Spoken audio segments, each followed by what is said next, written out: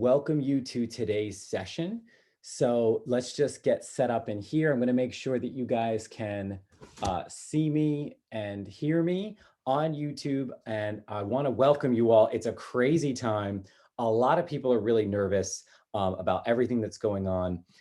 You don't need to be. It's going to be fine. I'm pulling up my version of YouTube here, so I'm going to have a chance to respond to your individual questions. I encourage you as you're coming in, let me know where you're coming from. Have you seen some of our other videos? We've been hearing so many great things from you guys. We've got great comments in our YouTube feed and our questions. Dylan, welcome everyone as you're coming in. Get settled in. I'm John from Marco Learning. I've been helping people for AP English language since I took it 20 years ago. I'm actually going to pull up the exact prompt I looked at 20 years ago. We're going to talk about what you're going to see on this year's exam and why you should be super chill. So as you guys are coming in, let me know, say hello. Press like if you like what you're seeing in our video and what you've seen in our channel. And if you don't subscribe to our channel, definitely do that because we're putting out new stuff for other AP exams. We're going to be putting out stuff for college admissions. It's crazy times. We're here to help. A couple things I do want to stress is number one, like I said this in one of the other videos, you're not going to radically transform your score between now and the test, but you can transform your attitude. You can transform your frame of mind. So if you're anxious or you don't know what you're going to say in your essay, you don't know how many paragraphs and you feel like you weren't prepared and all this stuff that people are saying, just push all that noise out of your head and focus on this. Your whole life that you've been reading and writing, you've been developing the skills you're going to use on this exam. Now, we've seen on this year's exam, we know it's a 45-minute passage, 5-minute upload time. Couple of quick reminders. Felix, great to see you. Everyone, thank you guys for joining. Couple quick reminders for all of you. The exam, you're supposed to log in 30 minutes before. And remember, this year's exam for AP English Language starts in 3 hours at 2 p.m. Eastern Standard Time. Yesterday in one of our videos, I said 4 p.m. by accident. I want to clear up. It's 2 p.m. Eastern Standard Time. You're taking the exam. You want to log in at 1:30 p.m. Eastern Time.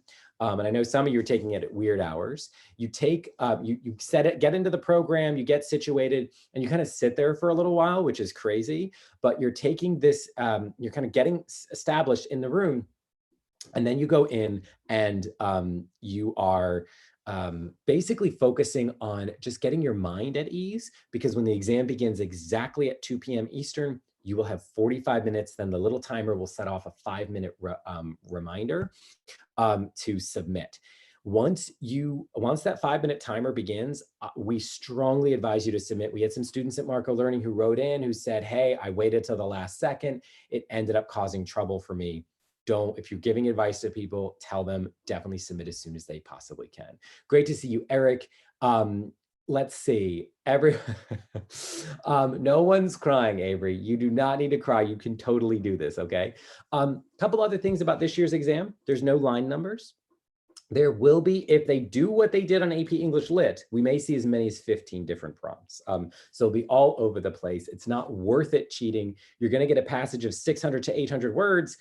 Focus on the 600 to 800 words in front of you, not on all the other stuff that's out there. If you're taking AP World History, you can open up a digital copy of this document, the course and exam description, and like look up history stuff. Don't look up anything for English. You're allowed to use any books, dictionaries, notes that you want.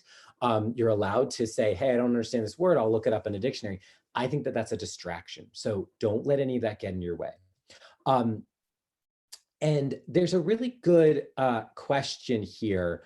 A couple really good questions. I just want to take real quick. You do not need to type the exam in any particular format if you're typing it. You do not need to cite it by line reference. There won't be any line reference. You can just mention it. Hey, it's in paragraph 3 at the beginning of the essay, or just maybe the location is irrelevant. Remember, the readers have the passages in front of them. They don't need to reread it in your handwriting. So don't, or in your in Times New Roman or whatever you're typing. So one of the questions that's coming in here as well, we won't know how many prompts there are. There were 15 for Lit. There were 4 or 5 for other exams. We could see one of those numbers. There definitely won't be just one. That would be the only exam that has just one. And a couple things real quick as well about the email option. I have a video on this on our channel that I encourage you to check out.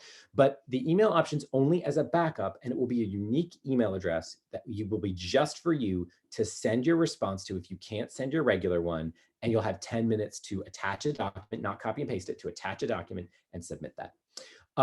Okay, so here's what I want to do. I'm going to share my screen with you guys, and I want to show you something really fun, which is I took the AP English Lit exam 20 years ago. I got a 5. I've been showing people how to get a 5 ever since. Let me show you, close that. The actual, you can find it online, just Google. This is the actual 2000. Look at this logo. This is what logos look like 20 years ago on things. AP, free response questions. And back then there was no synthesis essay. And the formats were a little bit different, but I want to look at the very question I was staring at exactly 20 years ago in May of 2000. And we're going to break this down a little bit, because one of the things that you guys want to focus on when you're studying for AP English language, when you're going into the exam, is a close reading of the prompt. A lot of people drive by their reading. They go 100 miles an hour. They're not really paying attention. That's silly. Read these prompts carefully. Now, this prompt will look different from what you're going to see on test day. We're going to show you the updated one in just a minute. So it says, in the following passage, George Orwell uses the example of Gandhi to make an argument for choosing human imperfection over sainthood. So actually, it tells me right away what the argument is. On this year's prompts, it'll be more sort of down here, but okay. Or George Orwell uses the example of Gandhi to make an argument for choosing human imperfection over sainthood. As you read Orwell's remarks, note his choice of details and his tone. Then write an essay in which you analyze how Orwell criticizes Gandhi's position and assess how effectively Orwell develops his own position. That language won't appear on this year's exam either. So you can see I was stuck with a slightly different task here. I definitely want to analyze Orwell's rhetorical choices, his choice of criticizing Gandhi's position. They definitely tell me his argument. It's human imperfection is better than sainthood, but you're definitely not going to be doing this in the exam. Then you see my passage. It was a nice short passage, a difficult one, but a short one. And your passage will be between 600 and 800 words, so at least double this. So in some respects, I had it a little bit easier back then, but this is a more complicated process. What I can show you here is on this year's prompt, you'll see something like, and I did a video on this one. This is one of our Marco learning prompts, but it's aligned to the stable prompt wording. This is what the questions look like now, and what you will probably see in about 2.5 hours here. In 2009, so I get the when, at a conference for US wireless communications industry, I get the where, I get this guy, Genikowski, and his job, I get the who, I get the what, he gave a speech about regulating an open internet. The passage below is an excerpt. Then you're gonna see this phrase, read the passage carefully, as if you weren't gonna, right? You definitely read it carefully. And then write an essay that analyzes the rhetorical choices that Genikowski makes to the wireless industry executives to advocate for net neutrality rules. So notice that this is what you're gonna see. Write an essay that analyzes the rhetorical choices, not devices, not strategies. I've gotten a million questions on the YouTube chat about like, what about ethos, pathos, logos? And what about diction and syntax and all this stuff? And you should know that, and that's great. But rhetorical choices are more than just devices or strategies. So here's what this means. If you write an essay in a couple of hours that says like, the author uses diction, syntax, and tone to convey his message, you're not writing a great essay necessarily. Like you could get a thesis point for that. You could, whatever, it'll be okay. But instead of just grabbing, like everyone uses diction. Using diction means like you're saying words. Using syntax means your sentences have structures. You don't use ethos, pathos, logos. Think about what he's really doing in the passage. Maybe he is contrasting two different points of view. Maybe he is repeating a phrase in order to create a kind of musical cadence to the speech and reiterate his point. Maybe he's shifting the meaning of his words very carefully to bring you along on this complex argument. Maybe he's saying, you should trust me because of my experience. Every time you're talking about what speakers do because of who they are, like ethos, you can do it without saying the word ethos. Talk about that. Every time that you have something meaningful to say about who the audience is and why that relationship matters. In this example, right, I can already tell something's going on here. I'm at a conference, so that That's sort of really key context. Like conferences are formal and you speak properly and you wear a collar. And who's talking? This guy is like a government guy. He has power. He has a job in the government and he has this name and he's giving a speech. So it's a speech, it's a formal occasion. Who's his audience? The wireless communications industry. So as I'm reading, I'm thinking, who is this guy? Who are these people? And why are they all together? That's what I mean when I'm talking about, talk about the speaker, talk about the audience, talk about the context. Those are going to serve you better than just saying he uses diction. Now, you should talk about diction if it's appropriate. You should talk about sentence structure and syntax. We've got videos on all of those things. But what I really want you to remember, guys, is it's the more that you can aim for what the author's actually doing, instead of like just a list of tricks, the better your essay will be overall. But another important point I should say right now, it's 11:15 Eastern Standard Time, 11:13 Eastern Standard Time, a couple hours before your exam.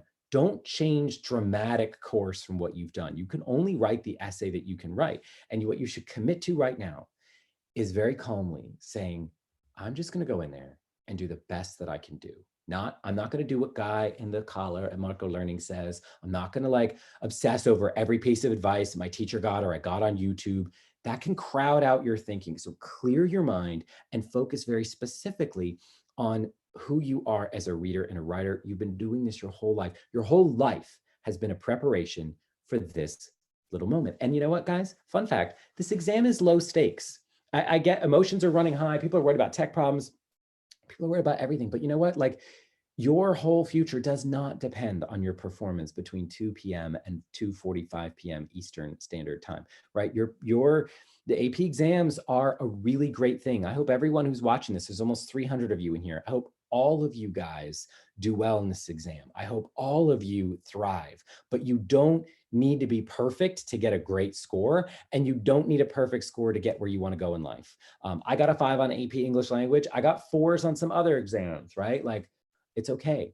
And even if you get a 2, even if I got a 1 in an AP exam, you don't have to send that score in. You can, if you're willing to pay $10, you can hide that score off of your score report or just never send it in. So you guys are going to do great. I'm going to walk you through some of the common questions we've been getting on YouTube.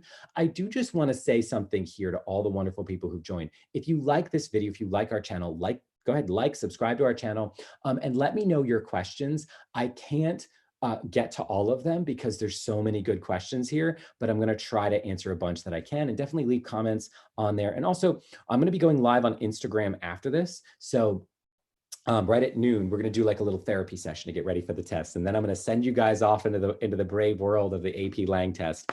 But I want to encourage you, it's not something, if I don't get to your question, it's just because I've got a whole bunch of people in here and you guys are a really great crowd here. Okay, so just breaking this down, one thing you're going to see, so you've got this prompt. This is like a hinge point in the stable prompt wording. Read the passage carefully, right? Which you're going to do. And then here's your task. You're going to analyze rhetorical choices. And like I said earlier, choices are not necessarily strategies and devices. And choices can be things about how you structure, how you appeal to shared values. Look at values as something meaningful to talk about. We don't have to talk about this in AP Lang, but like, what about the value of democracy in which every individual has a vote? What about the value of the American tradition of rugged individualism, or the American tradition of being a global leader in the modern world? What about an appeal to progress in the future, or technology, and how technology is both a source of danger and an opportunity for us to solve problems? Talk about those things, those complex ideas and appeals, and that can really help you. So let's see. I want to talk about this, because this is a little quick breakdown of the rubric. A lot of you have seen, I hope, my rubric video I just put out that breaks down every point of the rubric, but it's all right here in front of you to remind you. You need a thesis, 1 or 2 sentences, ideally in the first paragraph, but it could be anywhere in the essay. that responds to the prompt. You need to read the prompt more than once, so you're actually responding to this prompt, and you need to analyze the writer's rhetorical choices. So again, choices, not strategies. You must select evidence to support your line of reasoning. Common questions I'm getting, guys, are, do I quote from the passage? How do I quote from the passage? The correct answer is quote sparingly and briefly. Do not retype 3 sentences from the passage. You're not going to get line references, so this won't be here for you. Focus on the paragraphs, the general location. Make sure that you are grabbing onto evidence that's specific and real, and crucially, that instead of summarizing, and then he talks about this, and then he says that, next he says, explain why he says it in the way he says it. Because people, that's what analysis is. Analysis is the what, it's the what isn't good enough, right? For analysis, it's the how and the why. He says this in order to attack his opponent. He says this because he truly believes in these values, and he wants to show that to an audience who might be skeptical of him. That's what evidence and commentary are. You need to select and use evidence. You're going to get up to 4 points for that. And then crucially explain that back. So as we think of what a paragraph might look like, and I went over this earlier, here's a body paragraph structure that makes sense, guys. Start with a topic sentence. So if I say something like, throughout this speech, the author appeals to his audience's sense of American exceptionalism.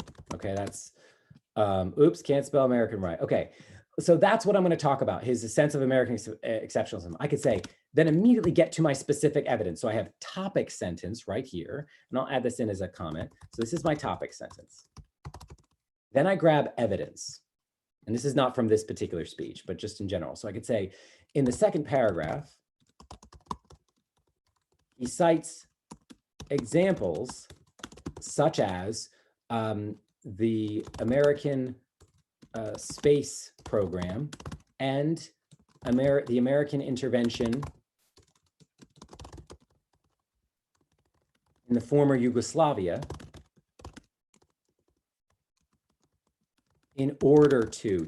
Now, notice what I did here. This is evidence. This is commentary.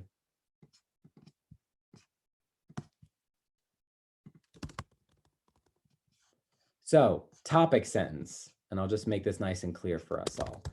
Start my body paragraphs with a topic sentence. Start with evidence. Notice my evidence may not necessarily have a line reference. I'm not going to have those. It doesn't. I do reference where it is in the paragraph, but I'm grabbing onto something specific and real, and then I'm talking about it. Now, let's say he uses particular words. So I could say that he does this in order to inspire his audience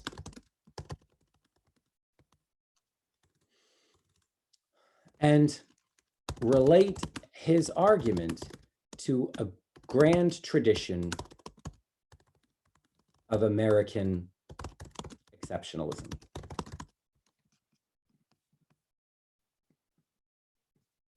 So again, this would be, and I'll do this like this. Okay, this is commentary. Now, I could add more commentary here, or I can grab more evidence. I could say, this emphasis on American greatness is also evident in his use of, and let's say just in this passage, he's using this sort of grand and lofty, lofty and even aspirational diction,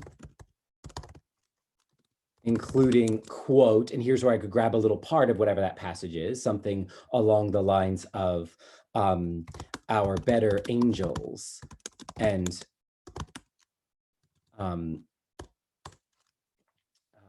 ineffable greatness. Now, notice again how important this is. I'm not just saying he uses diction. I'm talking about what kind of diction he's using. I'm citing little snippets of quotes, little bits of evidence that support my claim. And I can say this choice of, I could say, this kind of language evokes an almost supernatural greatness of the United States, and further develops and enhances, let's say, his appeal to his audience's shared value of values of patriotism,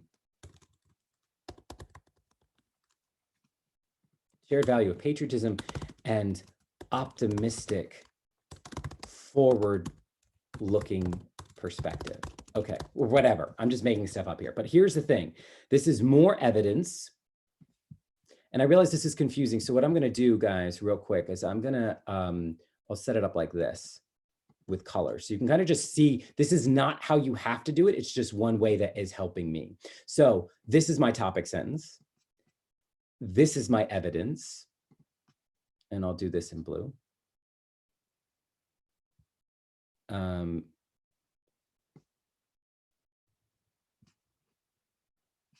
This is evidence as well. This is commentary.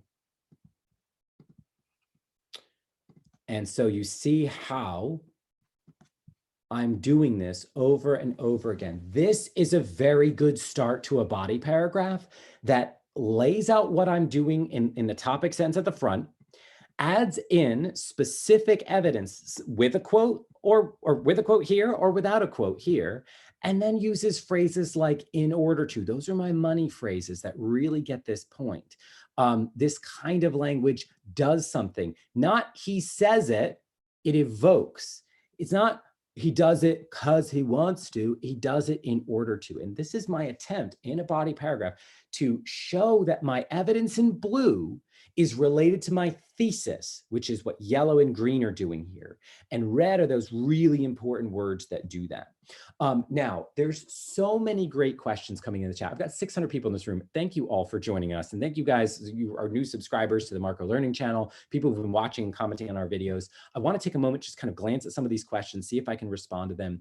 And I want to encourage you, as you're going through this, remember, don't worry about being perfect on this exam. And my video on test anxiety, the number one thing that gets in my students' ways, and I have tutored and taught about 5,000 students in the last 20 years. I worked for many years at the Princeton Review. I founded Marco Learning. As I've helped thousands of students, perfectionism has emerged as the number one enemy of my work.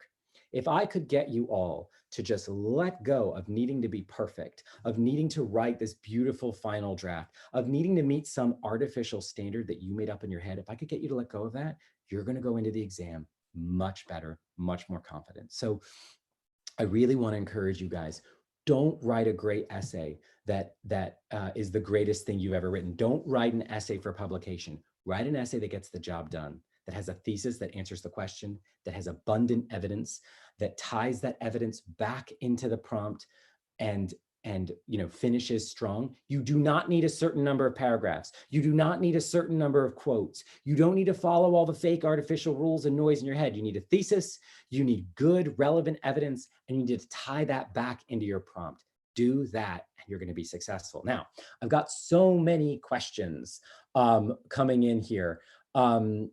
Let's see. Yeah, don't worry about the conclusion if you're running out of time. Don't, I want to make sure. Yes, good. A lot of comforting, aspirational things. Yeah, and guys, if you like this video, go ahead, press like on this video and subscribe to our channel. We're going to be posting lots more videos, not just about AP exams, but later this summer about college admissions and test prep, and just help you guys through this whole thing. So again, a couple of things real quick. You will not have line references available to you because of all the different formats in the exam. There are no line numbers on AP English, Lang, and Lit. So don't worry about that. Worry about the text in front of you. The reader will be able to find the part that you're talking about. Just be clear, right? So you can say in the first paragraph or in the third paragraph, but you can say at the beginning or at the end, or you could just leave the space reference out and say, throughout his letter. He insists on the uniqueness of his case and appeals to the king's royal majesty in order to persuade him to release the convict, whatever that is. Again, look for those phrases like in order to and because. Okay, so yes, and Joseph, we all got it. Don't worry, this isn't the end of the world. It's just like a time right in class. Celebrate after. Amen. And speaking of celebrating after, guys, at 4 p.m. Eastern Standard Time, or Eastern Time on Marco Learning's Instagram channel, I'm going to be going live. We're going to do a little after party, and it's going to be a lot of fun. We'll see Elena Vernon and Katie Upton, two of the other teachers at Marco Learning. Elena did a lot of our videos. You've seen her.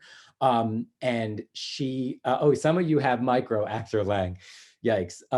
Bad life choice, right? But we're going to be there. We are allowed to talk about the passages as of 3:40 p.m. Eastern time, and a full 100 minutes. Once extended time's over, you're allowed to talk about the exam however you like. During the exam, of course not, right? Remember what cheating is like this year. Can't collaborate with people. Your essay will be run through plagiarism detection software. Don't panic about that. And you obviously need to take your exam, be honest. Remember that login time will be at 1:30 p.m. Eastern time. Yesterday in the live, I said 4 p.m. And I freaked out. I was like, no, I don't want people showing up. Remember, your exam is at 2 p.m. Eastern time. And so I'm getting a couple of questions here about rhetorical devices and rhetorical strategies.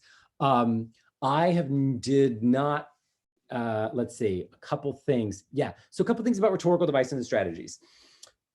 If your whole essay is about rhetorical tricks, you're going to say basically like the guy used all these rhetorical devices to manipulate his audience, you might be flattening the piece down, right? The actual piece that you're reading is probably more sophisticated than just manipulation, and it's probably more sophisticated than just devices. So people talk about repetition and anaphora and ethos, pathos, logos. If you don't know what those things are, don't worry about them. You don't need them.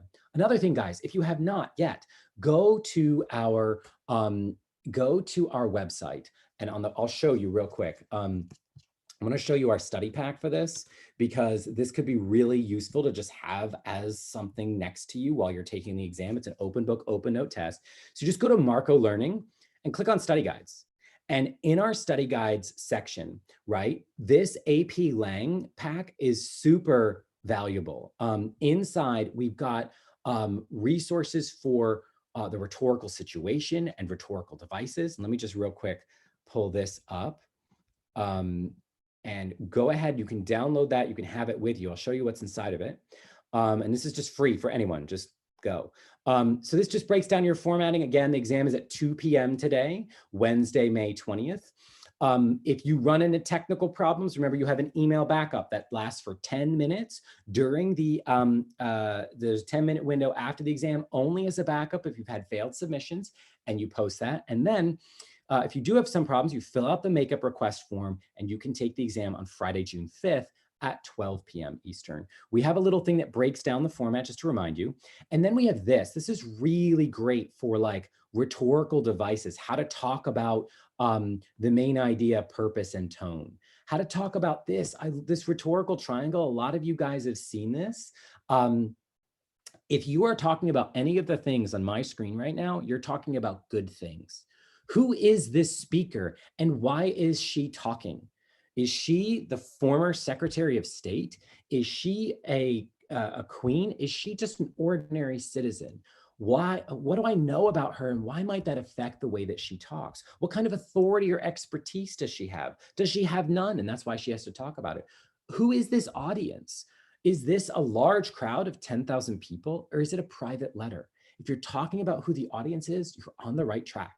If you're talking about the occasion, the rhetorical occasion, is it global and broadcast on TV around the world? Is it the Olympic Games opening ceremony? Or is it a private correspondence? Is it informal and casual, just two friends, two family members talking to each other? Or is it the formal speech of royalty or presidents or diplomats, right? You want to pay attention to all of these things. This is all here.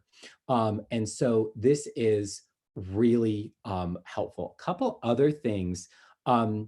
This is a good question. This is a good point. When writing a rhetorical analysis, it's important to address how a writer's rhetorical choices affect the audience by appealing to these. These are options. Is this person appealing to spirituality? Like Martin Luther King Jr. in I Have a Dream cites the Bible. He's a pastor. He has an audience that's mostly Christian. So spiritual appeals make sense.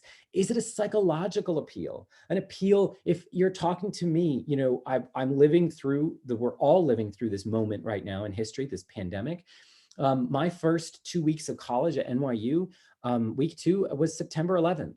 And the collective psychological moment we shared as a country, if I'm in the audience and you know that I went through that, you could appeal to me at that level. You could appeal to history. I love history. I love American history and world history and Latin American history. If you start drawing examples of people that I like from history, I'm more inclined to believe your argument, maybe, right? You're starting to push those buttons, and that gets me interested.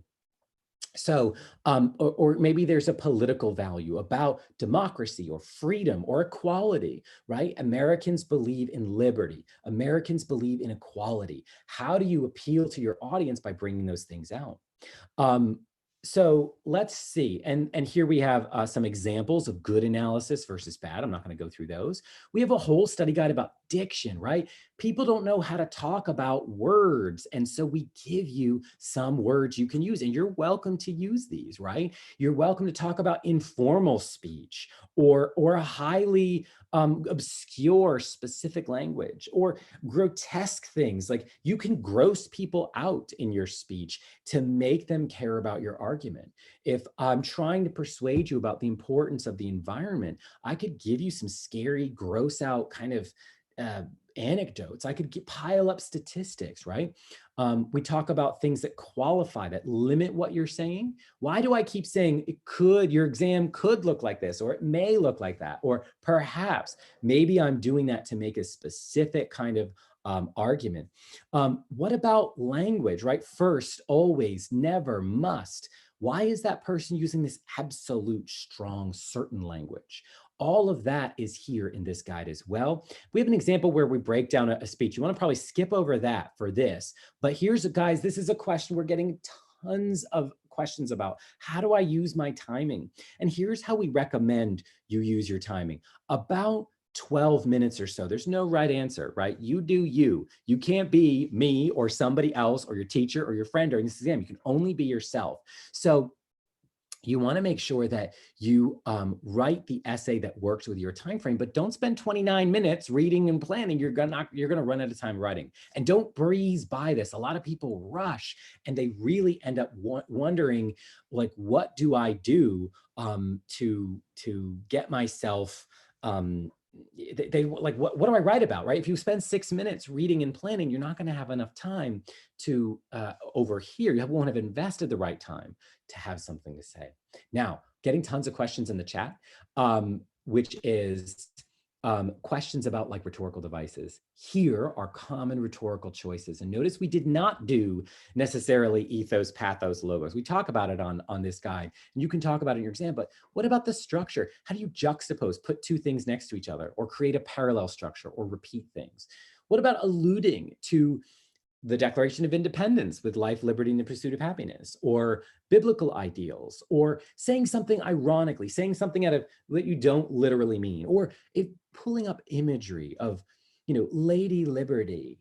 And if I'm talking about American ideals, I could talk about how my great-grandparents came over from Italy with nothing in 1907, and they couldn't read, and they worked in factories. My great-grandfather didn't have a job for years. My great-grandmother held it all together in a lace factory. And they saw the Statue of Liberty glistening in Ellis Island when they came in. That's the American dream, what my great-grandparents went through. That is an image of the Statue of Liberty glistening in Ellis Island that evokes emotions, it evokes political and psychological elements of the American experience. Look for that in the passage you're going to see. And then we also talk about how to talk about diction and syntax. Diction being word choice, syntax being sentence structure. Now, so many wonderful people, 900 of you in here. I'm going to take a minute and just reiterate some points I've made. Do not worry about being perfect on this exam. Do not worry about writing somebody else's um, uh, essay. Do not worry about the sophistication point, the complex, this exam's complexity point. I have videos on this channel about the rubric, about the sophistication point. You can watch those, but you know what? You can also just go watch a movie, watch some episodes of The Office. At this stage, you can't cram for AP English language. You can get your mindset in the right place where you're relaxed, you're focused on performing really well, and trusting your own instincts as a reader and writer. There's so many, just reading the questions that we got on YouTube here, there were so many smart questions from all you smart people out there. And I feel like, why are all these smart kids doubting themselves? Trust yourselves, you can do this. So couple things real quick. If you like this video, press like, subscribe to our channel. We're gonna be posting tons more stuff, not just for AP exams, but for all kinds of things through the school year. And we really appreciate all the encouragement, support we've gotten. In about 15 minutes, I'm gonna hop on Instagram Live. And so you can join us there as well. It'll be fun. It'll be kind of like our chill and like relax with my dog. My dog is Marco from Marco Learning. I'm John, not Marco. This is what he looks like. He's a big fluffy Samoyed. And people have been tagging their AP therapy dogs on Instagram, and we've been reposting those. So definitely, here's what I want to do real quick. Yeah, Liliana, go check out The Office. Bye, you'll be great. So let's see real quick. I want to check on questions. Go ahead and retype your questions. If the chat has been flying, so I haven't had a chance to see all of them, so I really apologize. Let's see. Yeah, exactly. Do you need, let's see. Do they take off points for spelling? No. And remember the rule about Grammarly, guys. You are allowed to use Grammarly and spell check and Google Docs and Microsoft Word, but the Grammarly extension, the plugin inside of Chrome, inside of your browser, can cause problems. So if you haven't, go uninstall Grammarly, at least for the next few hours, so it doesn't interfere with the software from the College Board. If you use the Grammarly website or you have Grammarly inside of your own device, however, other thing, that should be fine. So let's see, for citing, remember, again, I said this, you won't have line references. You can cite the paragraph, or you can mention specifically the location or not. It's completely up to you. The list of rhetorical devices, again, go check out our study guides on our page. I'm going to share my screen one more time. If you just go to marcolearning.com, this is our homepage. This just takes you right to our study guides. And the first study guide up here is AP English Language. Download this. It's going to remind you of words you can use to describe diction and all the various things that we recommend that you could talk about. This is an open book, open note exam. We don't recommend distracting yourself with too many things, but the stuff in this guide could be useful to just read over within the next hour and get yourself situated with words you can talk about with diction. Here, the adjectives that you can use to describe diction, and talking about imagery, qualifying language, lots of nice resources that I think can help you get set up. And again, the appeal to authority, ethos, the appeal to emotion, pathos, and the appeal to logic, logos, we don't really use those terms as such because it's better to talk about how the author's using appeals generally. Okay, again, really great questions coming in the chat. I'm going to pull up the chat here and make sure that I've got I'm trying to make sure I get this, and I'm really sorry. So, and again, I really apologize if I can't answer your question. I appreciate all the likes, all the love here on our YouTube channel. So again, the citing evidence, you do however you like. Day one, I'm glad that this helped you a lot. The idea-driven thesis, I think a lot of people get stuck in templates in making sure that their essay fits some like pre-structured thing. You can do it however you like. What you need to do is make sure that your thesis responds to the prompt that's given and that it directly talks about how the author uses rhetorical choices to achieve his or her purpose.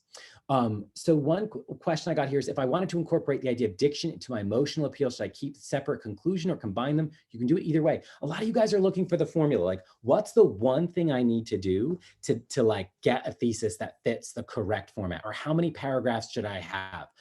There's no correct answer. You go in and trust you. The correct answer is to trust your own voice. The correct answer is to do what's right for you. Sachita is asking, do you recommend we have a lot of evidence with minimal commentary or some evidence with a lot of commentary? I'm recommending that you have abundant evidence and abundant commentary. And I want to show you guys real quick. I had done this paragraph. I wrote this paragraph at the beginning, and a lot of people joined since then. So I'd like to, if I may, take you to this body paragraph I set up. This is not a perfect body paragraph. It's not a template. It's not the only way to do this.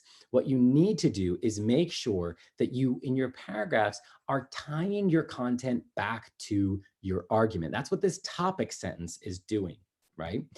The blue content is specific evidence. Here, I don't cite words. I just mention a location and I talk about what he does. Here, I do cite words. That is abundant evidence. And I would keep building more and more and more evidence.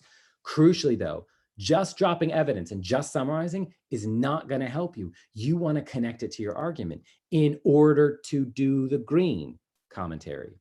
This kind of language serves to do this. It enhances his appeal, right? So this is what your paragraph should look like. And you've hopefully been writing stuff like this all year long. As you go through each paragraph, you can talk about each paragraph. You can move either chronologically through the passage that's in front of you, or I could kind of clump together these first few paragraphs and then the next ones and the next ones, or I can move device by device. What you want to avoid, if you're going for the absolute top score, what you want to avoid are very mechanical kinds of essays. So like, throughout his essay, he uses diction, syntax, and pathos to achieve his purpose. First paragraph, diction is important to this author. There are many words that he uses, right? Like that's limiting what you can do. If that's all you can do, then do it. But try to aim higher. Try to look apart from like AP English language speak at what the author is doing as a real human being interacting with other ones. Because that's what AP English language is all about, guys. AP English language is about humans communicating with each other. Every time I open my mouth to communicate, I have an audience in mind. Well, let's talk about the rhetorical occasion right now. I've got almost 1,100 people in a live on YouTube. YouTube's an informal place. It's chatty. I could talk about like, go to my Instagram account and I could wear a funny hat. I could do whatever I want because it's YouTube. But you guys are taking an exam soon. So you don't want me to like play around and waste time. You want me to give you some valuable advice, which I have, which is stop worrying. Just go into the exam and trust yourself, right? You need me to be clear because I'm a teacher and a tutor, and that's what I do. I need to break things down for you. A lot of you are high school students. Some of you are teachers. I'm talking to you. Shout out to all the teachers, by the way, who are watching this as well, overachievers. You're not taking the exam, but I appreciate you coming as well. And maybe in my audience, I also have some randos and like bots, whatever. I'm talking to the bulk of the people in my audience who are students. You're my audience. I'm the speaker. I have credibility because I've been doing this for a long time and I've helped students. You have a specific need that I'm trying to reach. So think about the choices that I'm making to convey my message to all of you. And my message, and this is what the prompt would say, if you got me in YouTube as your prompt, which is very meta, the prompt would say, analyze how John from Marco Learning uses or makes rhetorical choices in order to inspire his audience to trust themselves before their AP English language exam. That's what this is about, right? I'm making choices as a speaker to my audience, whom I love, which is all of you. Thank you guys for all of these great questions and comments. I'm going to stick around here for another 10 minutes and answer as many questions as I humanly can before my voice runs out. And I'm going to see if I can get these. Nicole, one way to prevent overwriting in your body paragraphs is to make sure that you leave time for that conclusion. Make sure that you're not repeating yourself too much. There will be a place to upload a PDF doc. Remember, you can upload PDF, text, you can copy and paste a Word doc, you can download a Google Doc, you can email your response as a backup afterwards. And for those of you just joining, I really want to encourage you. Yeah, Felix, it's time to get this 5. And Lulu, do I think it's going to be a speech? There will be prompts today. Remember, we saw, guys, at least 15 different prompts for AP English literature that were out there. So there probably will be as many. Most exams have had between 3 and 5 on the small end and as high as 15. You do not need to worry about double spacing or Times New Roman 12 or any of those things. And let's see, I want to make sure I've got the format doesn't matter. I'll put up my body paragraph again because maybe I'll just leave that up. Nobody wants to look at my dumb face. Let's pull up this and make sure that you guys have a chance to look at what I did. Again, in yellow, I have, and I'll do it like this. Let's see. Topic sentence is in yellow. And we'll just code this real quick. And then I'll say evidence is in blue. And then I'll say commentary is in green. The little red words just connect things. This is how my paragraph makes sense to me. This will not work for necessarily the essay that you're writing, but it's how I like to write. I think you need to write what you can. You need to trust yourself. That's the message I've been really reiterating this whole time. And for those of you just joining, go ahead and you like this video, press like. Thank you for subscribing to our channel. We've got a lot of new subscribers. We're putting out content for world history. We're going to be going live for world history, live for AP Spanish language. We've got a video dropping for AP Spanish language coming soon. And we have a playlist of 30 AP English language videos. A lot of you binged watched that last night. I appreciate that. People are posting about our videos and our content on TikTok, Instagram. I encourage you, follow us on social media. We do a lot of fun stuff.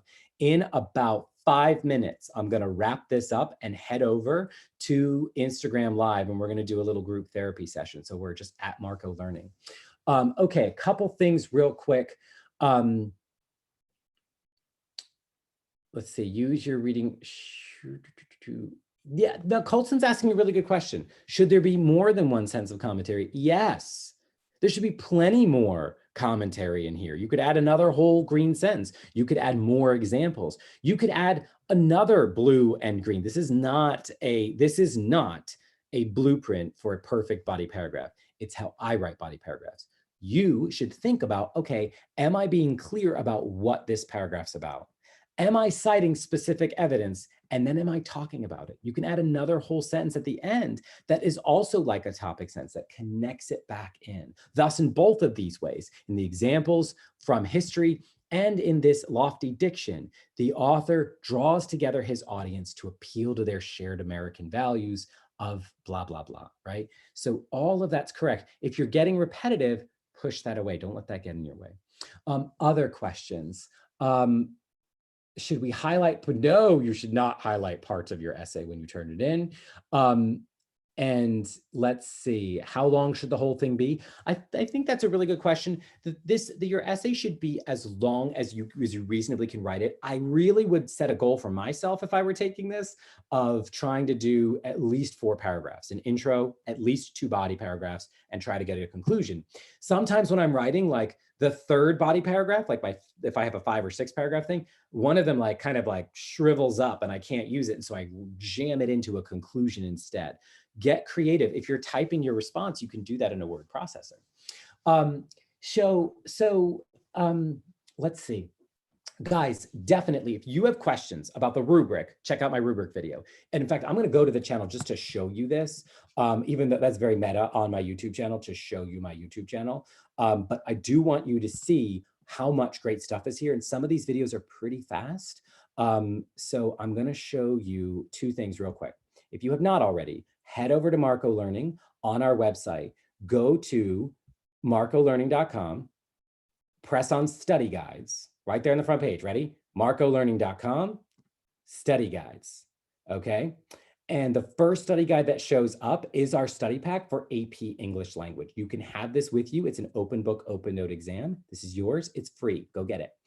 Now, on our YouTube channel, if you go to, again, we have a world history one, we have a playlist for general things. Okay. So this is the rubric video. I want you guys to see everything that's here in case you've got questions, I've answered them. This is let's get rid of that. Okay, we've got a breakdown of the rubric. This is right here on this channel. We have a breakdown of the sophistication point. This is my colleague, Elena Vernon, who's a superstar. She walks through the rhetorical situation, appeal, speaker, audience, message, purpose, exigent structure, tone, rhetoric, diction, denotation, connotation, syntax, more of this. I break down the process in 5 steps of what you do.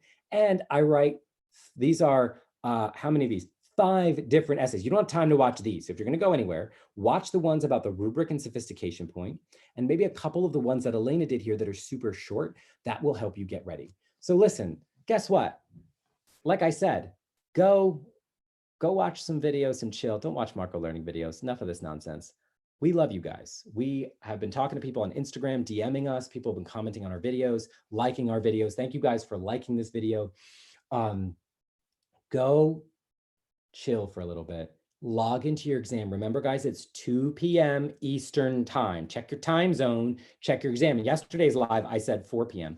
And go to Instagram. I'm going to be going live in like a couple of minutes to talk about we're going to just chill for a little bit. I'll introduce you guys to my dog, Marco, the big fluffy white mascot for our company. And we'll just do a little bit of chill therapy stuff. I appreciate, no, Maya, you're going to do great. All of you are going to do great. Remember, a couple tech tips. If you haven't updated your browser, go do that. Restart your computer. Make sure that you have all of that set up. I also have a tech problems video that goes through some things. So no, don't worry. Join me on Instagram, guys. I'm going to be there in just a minute, okay? So thank you, guys. Give me some emojis for how you're feeling that are good, only good vibes only, right? And if you haven't yet liked this video, be in touch with us. We're here to answer your questions. We're here to help you. We're all going to get through this together, okay? So I really, really want you to believe in yourselves. I want you to know that you're smart, that you can read well, that you can write well, and that you're going to go into that essay today and you're going to hit it out of the park. Not by writing a perfect essay, but by writing the best essay that you possibly can, by trusting yourself and not worrying about all the details. Good luck, guys. I'll see you on Instagram in just a minute, okay?